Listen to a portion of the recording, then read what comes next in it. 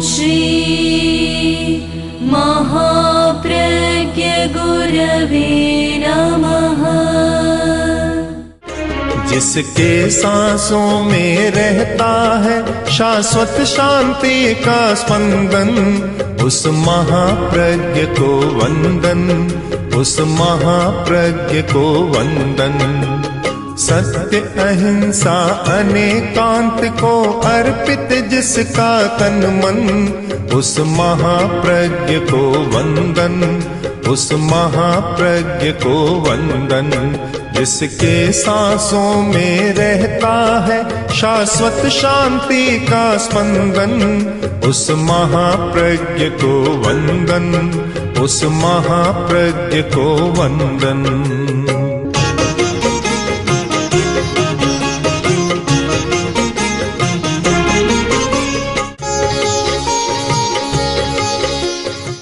यदि आप सुनना ही चाहते हैं तो कहने का अर्थ 25% होगा, और जो सुनना चाहते हैं वह शायद मैं नहीं भी कहूँ। जहाँ भी हम जाते हैं लोग चाहते हैं कि आशीर्वाद मिले। बड़ा विचित्र जुड़ गया धर्म के साथ आशीर्वाद। आशीर्वाद किस लिए? कि धन ज़्यादा मिले, परिवार सुखी रहे, और भी कुछ बातें ऐसी है, ऐसी मांग लेते हैं, बेटा बेटी तक भी मांग लेते। तो बड़ा विचित्र सा लग रहा है कि क्या कहा जाए, क्यों कहा जाए।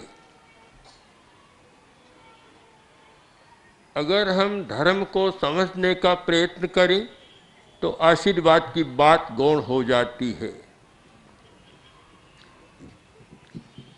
भगवान महावीर ने कभी आशीर्वाद नहीं दिया, उन्होंने केवल त्याग और संयम व्रत की बात कही कि त्याग करो, संयम करो, व्रत करो तो तुम्हारा काम हो सकता है। आजकल क्या हो गया, तो आशीर्वाद मांगते हैं, साथ में व्रत संयम त्याग की बात को छोड़ दिया। अगर त्याग संयम व्रत की आराधना करो तो हो सकता है कि मन का मनोरथ भी पूरा हो जाए। अब केवल मनोरथ की बात रह गई, आशीर्वाद की बात मनोरथ को पूरा करने के लिए रह गई, उसके साथ व्रत और त्याग का संकल्प था, उसको छोड़ दिया। एक धर्म के क्षेत्र में भारी समस्या पैदा हुई है। आप लोग सब चिंतन करें, अगर धर्म को समाज की नीति राजनीति से अलग स्वरूप में देखना है तो उसके स्वरूप की पहचान जरूरी है।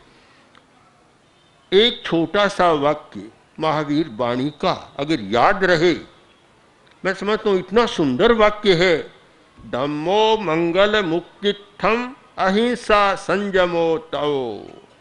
धर्म दुनिया में सबसे बड़ा मंगल है।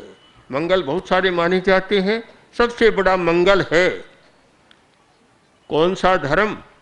जैन धर्म नहीं, वैष्णव धर्म नहीं, सनातन धर्म नहीं, बिल्कुल नहीं।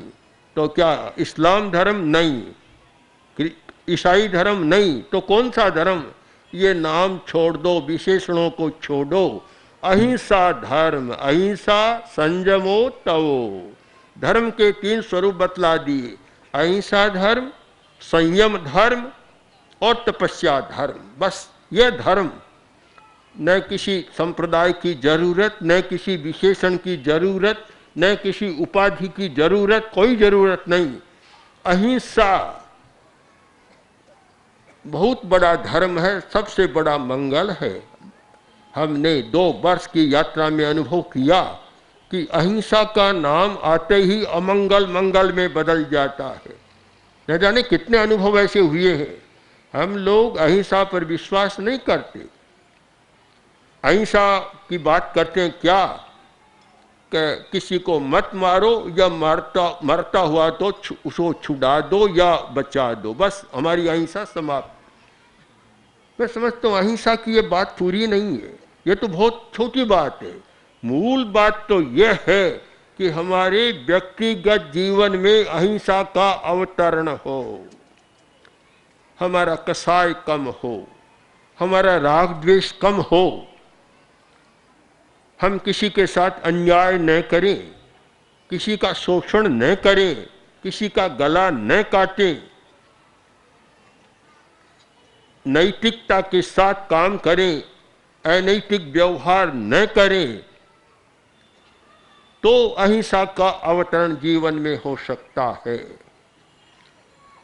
अहिंसा का दर्शन कहाँ होगा?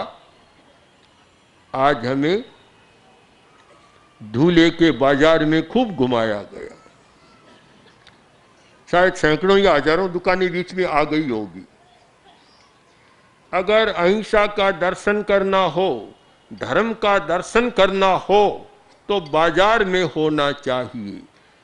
अगर कोई व्यक्ति धर्म को खोजने निकले, मंदिर में जाए, मस्जिद में जाए, चर्च में जाए, स्थानक में जाए, उपाश्रय में जाए, साधुओं के पास जाए और वहाँ धर्म को खोजे, तो शायद धर्म की बात तो मिलेगी, पूरी नहीं मिलेगी।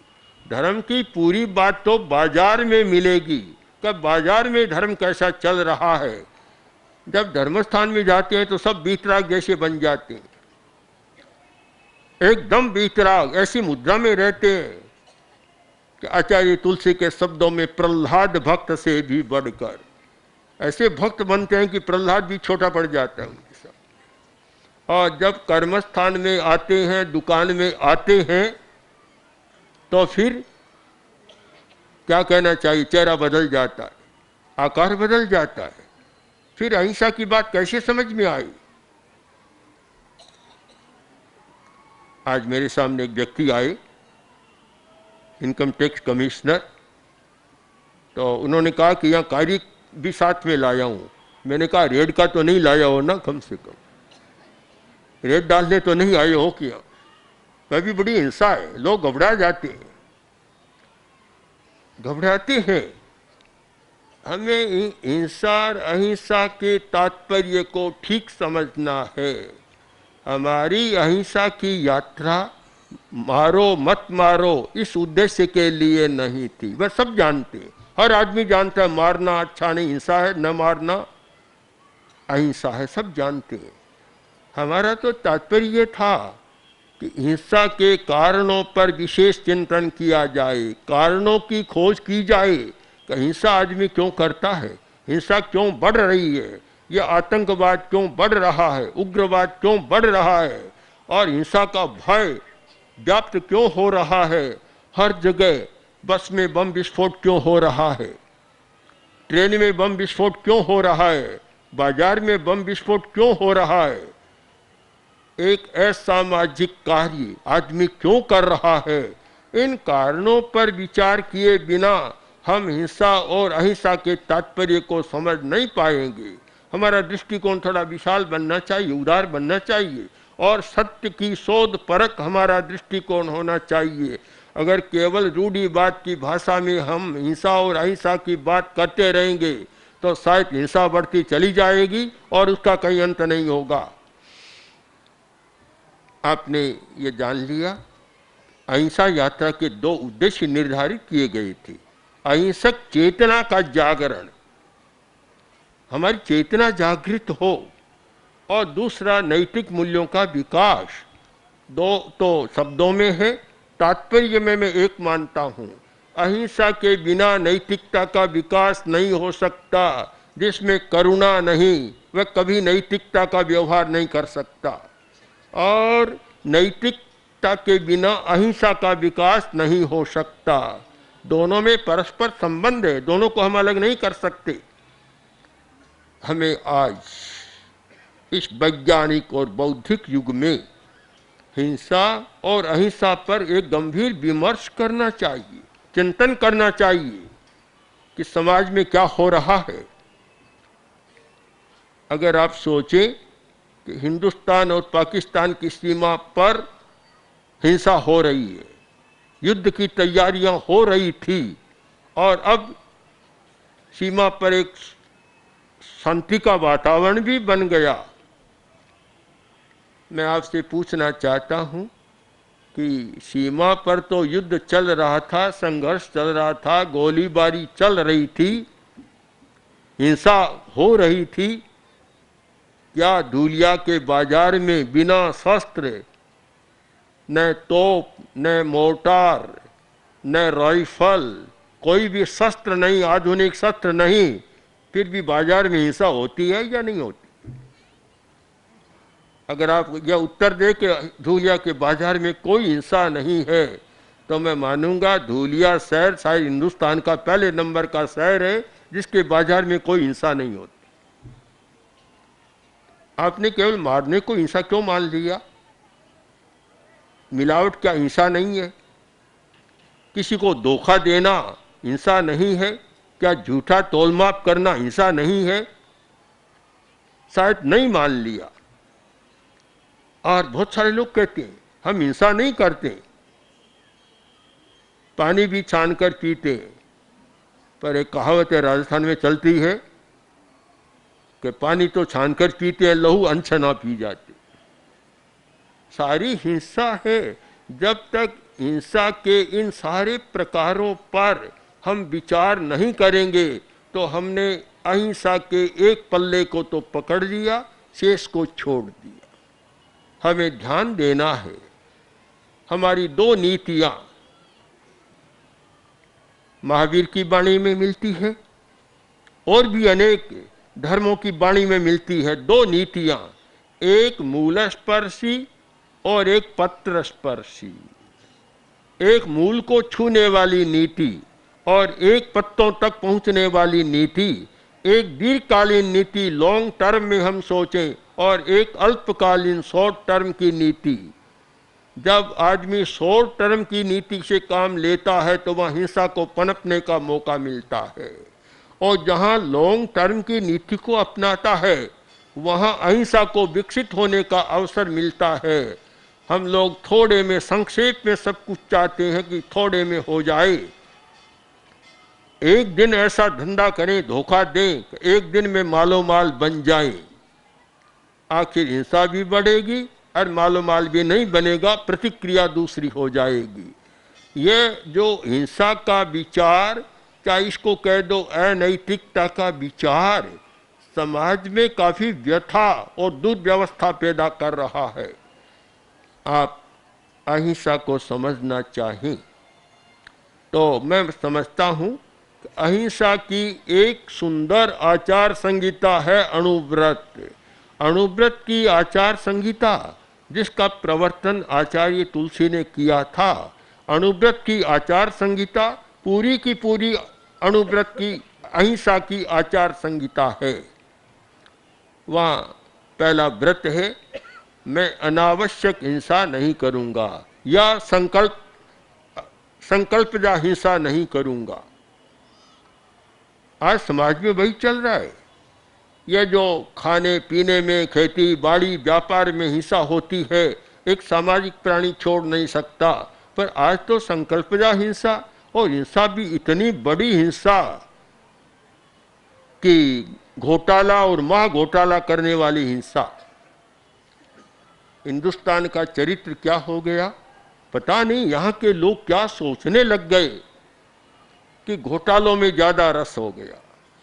बड़े बड़े लोग घोटाला करते हैं, और जब हम समाचार पत्रों में पढ़ते हैं कि अमुक व्यक्ति को गिरफ्तार किया गया, तो कल तक तो वह व्यक्ति दूसरों को गिरफ्तार करने वाला था, और आज कल तक तो दूसरों को पकड़कर और जेल में डालने वाला था, और आज क्या हो गया।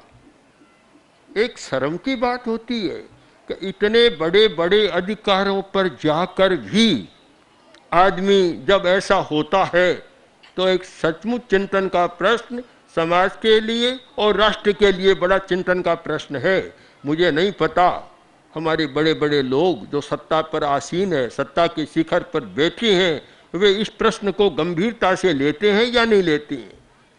अगर गंभीरता से लें तो शायद उनको भी बहुत सोचना पड़ेगा।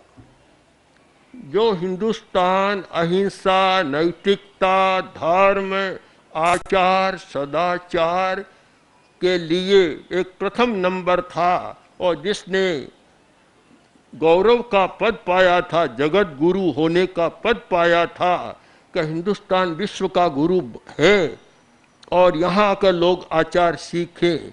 आज हिंदुस्तान का नाम यदि सूची में प्रारंभ में 7वें नंबर में आ जाता है तो आप सोचें क्या है।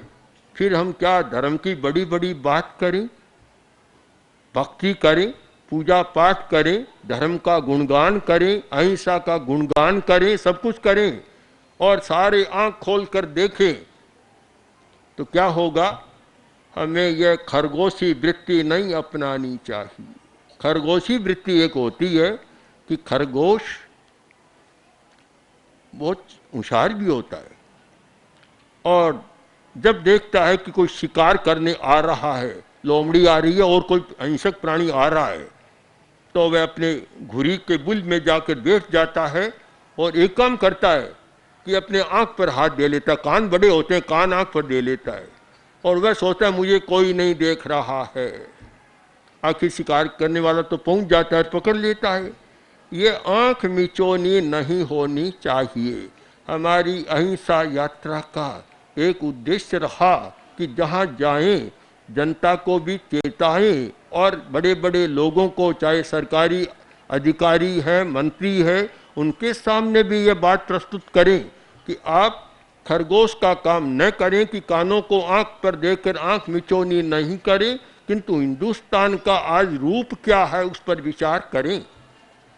यह तो आता है कि हिंदुस्तान ने आज बहुत आर्थिक विकास कर लिया, अंतर्राष्ट्रीय मुद्रा कोष बढ़ गया, यह तो आता है। पर जब ये आता है कि 32,000 का महा घोटाला हो गया, 32,000 करोड़ का, और कभी कभी कहते पहुंच गया 1 लाख करोड़ तक, तब फिर अंतर्राष्ट्रीय मुद्रा कोष का मूल्य ज्यादा होगा या हिंदुस्तान के चरित्र का मूल्य ज्यादा होगा। इन सारे प्रश्नों पर आज एक चिंतन होना चाहिए। मैंने सूरत में कुछ लोगों से बात की जो अहिंसा के क्षेत्र में बहुत काम करने वाले हैं, बड़े बड़े लोग कहलाते हैं। उनसे कहा, सर्वोदय के नेताओं से कहा और महादेव भाई के पुत्र जो गांधी के पर्सनल सचिव महादेव भाई देसाई, उनके पुत्र नारायण भाई देसाई से कहा और उनसे भी कहा कि हमें अब अहिंसा पर और गंभीर चिंतन करना चाहिए। अभी हमारा अहिंसा पर चिंतन बहुत छिछला है, स्तर का नहीं है, और गंभीर चिंतन होना चाहिए। और इस चिंतन के बाद भी हमने निर्णय लिया था कि हम धूलिया में मिलेंगे। 2 दिन का अहिंसा पर चिंतन करने का, गंभीर चिंतन करने का एक कार्यक्रम रखा है, गोष्ठी रखी है और कुछ लोग दिल्ली से आ भी गए, जो गांधी पीस फाउंडेशन आदि संस्थाओं के अनुव्रत समिति के दूसरे लोग भी आ गए हैं और आ रहे हैं। मैं फिर आपसे कहना चाहता हूँ कि हम हर प्रश्न पर थोड़ा गंभीर चिंतन करें। धर्म पर भी गंभीर चिंतन करना चाहिए। धर्म भी एक रूढ़ी बन गई, रूटीन बन गया। बस धर्म स्थान में जाओ और धर्म कर लो। मैंने एक दिन मुंबई जब हम जा रहे थे और बड़ी सभा थी, 10-12 हज़ार लोग, उनसे पूछा कि आपको धर्म से आपको क्या मिला, क्या मिला आपको? उत्तर मुझे संतोषजनक नहीं मिला। आज भी आपसे पूछना चाहता हूँ, धर्म से आपको आखिर मिला क्या? क्या मिला? क्या मन की चंचलता कम हुई है? क्या आवेश, कसाय, क्रोध, मान, माया, लोभ कम हुआ है? क्या राग द्वेष कम हुआ है? क्या घृणा, मानवीय जाति से घृणा और तिरस्कार, अपमान की भावना और कामुकता कम हुई है? अगर हुई है तो मानता हूं आपने सचमुच धर्म किया है। धर्म को समझा है और धर्म से आपको लाभ हुआ है। अगर नहीं हुआ तो कुछ लोगों से पूछा तो और बोले महाराज पहले जब जवान थे तब तो हम शक्ति थी, रोक सकते थे, क्रोध भी को रोक सकते, लोभ पर भी नियंत्रण था। अब बूढ़ापा आ गया, ढीला पड़ गया, अब तो लोभ और बढ़ गया। हमारी अहिंसा की यात्रा को, अहिंसा को, हिंसा को हम जिस भाषा में सोचना चाहते हैं उसे अगर आप समझने का प्रयत्न करें तो मैं मानता हूं उसके द्वारा वर्तमान समाज की काफ़ी व्यथाओं और व्यवस्थाओं, दुर्व्यवस्थाओं में परिवर्तन आ सकता है और एक नए समाज की, स्वस्थ समाज रचना की कल्पना की जा सकती है। तो आप लोग इसे समझने का प्रयत्न करें। हम 3 दिन यहाँ है। एक बात और कह दूँ साथ में, हम कोरा प्रवचन नहीं, परिवर्तन की प्रक्रिया भी बताते हैं, ध्यान के प्रयोग बताते हैं जिसके द्वारा चेतना का परिवर्तन हो सकता है, रूपांतरण हो सकता है। आप लोग केवल प्रवचन ही न सुने, ध्यान का प्रेक्षा, ध्यान का प्रयोग करें और फिर अनुभव करें मन में कैसे परिवर्तन आता है, कैसे हमारे कसाय कम होते हैं, कैसे मन की चंचलता कम होती है, अपने आप को अनुभव होने लग जाएगा। तो मैं विश्वास करता हूं कि आप इन सारी स्थितियों पर विचार कर और एक अहिंसा को फिर से हमारे कहने के आधार पर ही नए सिरे से अहिंसा और हिंसा के हृदय को पकड़ने का प्रयत्न करें तो शायद व्यक्ति का और समाज का, राष्ट्र का बहुत भला होगा। ओम ओम श्री महाप्रज्ञ गुरवे नमः। ओम श्री महाप्रज्ञ गुरवे नमः। ओम श्री महाप्रज्ञ गुरवे